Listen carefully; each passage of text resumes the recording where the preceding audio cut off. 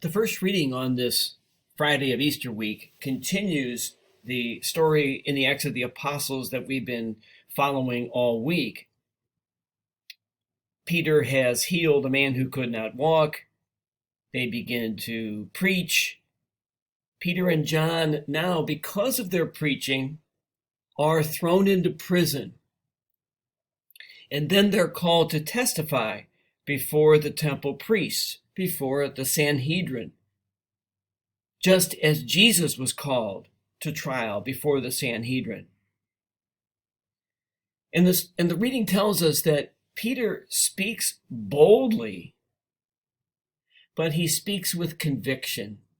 He speaks truth. This is not the same Peter who, when he had a chance to stand up for Jesus on the night of Jesus' arrest and betrayal, ran away. This is not that Peter.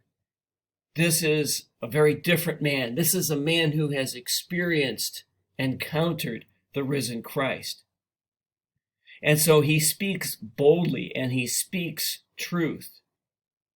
He understands now that part of his mission is to risk rejection for the sake of his faith, for the sake of the risen Lord. This is part of our mission as well as Easter people. It is part of our mission to speak boldly, to speak with our words and to speak with our actions. At times to speak truth to power.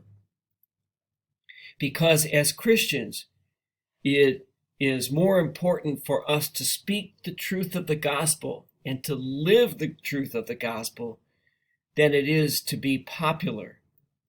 It's part of our mission to speak the truth of the gospel and to risk rejection because of it.